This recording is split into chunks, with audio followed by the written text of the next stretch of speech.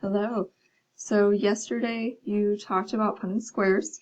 Today I'm going to show you a new type of Punnett square. So what we talked about yesterday were mono-hybrid crosses. This involves one single trait, such as just flower color. Today we're going to look at dihybrid crosses, which involves two different traits. So we could look at flower color and plant height at the same time. Okay, so for this, keep in mind the gametes have two alleles. Okay, so we're looking at two separate alleles for this now, not just the one specific kind based on the one specific gene we're looking at. One for each trait. Okay, so the gametes will have one allele for, if we look at this example, one allele for the pea shape, another allele for the pea color. So altogether the offspring will end up with 4 alleles, which you can see here in the offspring boxes. So you'll end up with 16 different possibilities for the offspring. So instead of 4, like we had last time, with our 4-square Punnett square, now there are going to be 16. So we'll have a 4x4 box for our dihybrid crosses. Okay, so let's talk about how to set this up. So the first thing, so this is an example of your parental genotype, and you can see it has 2 genotypes associated together, sort of. What we need to do is make up our 4 gametes that we would get at the end of meiosis. And in order to do that, we're actually going to do something that hopefully is familiar to you, and that is foiling.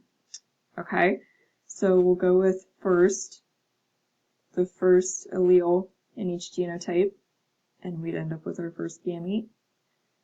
Outer to get our second gamete. Inner for our third, and then last for our 4th gamete. Okay, so these are your 4 gametes that we'll use to put into our Punnett square. Okay, so let's look at this example.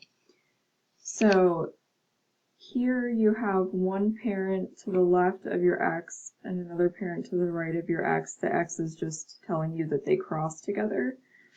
Okay, so you would have to do that foiling for each one of these parents. Okay, so one parent's results or gametes will go across one side. The other parent's gametes will go on the other side. And here's just a little key for you. The fur color is going to be represented by the B letters, and the coat texture for this animal will be represented by the R's. So you're going to do the exact same thing with this, where you pull down, pull across. You'll want to put your B's back together and your R's back together. So in this box, you'd have homozygous dominant for both the B as well as the R genotypes. So you should end up with something like this at the end. Okay, so make sure you do have this in your notes. Now let's think about what all of this means. So here are all your possible offspring. This looks like a lot of information, but let's think about what each one of these genotypes is telling us. Okay, so we can see here, this offspring would have black, rough fur.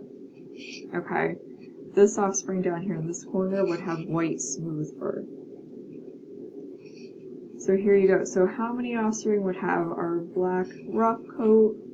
And that's everyone in red.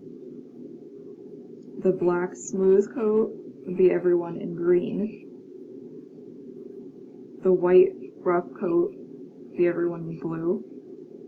And the white, smooth coat would be everyone in the gray. Okay, so this Let me pull the screen down a little bit. This would be our phenotypic ratio. We'd have 9 to 3 to 3 to 1. Okay, so if you need to pause a second and think about each one of these phenotypes in relation to the different genotypes you see, keeping in mind the dominant versus recessive alleles listed down here.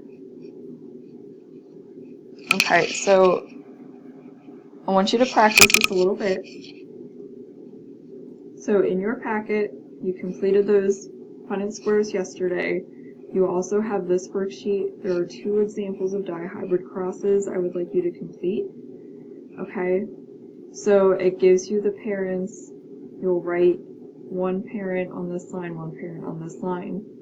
You may need to come off to the side for each of them to FOIL them and find their 4 gametes that you'll be writing across the boxes on the top for one, and then for the other one will be off to the side. Then you'll combine them in the middle and decide how many would meet each of these phenotypes. Okay?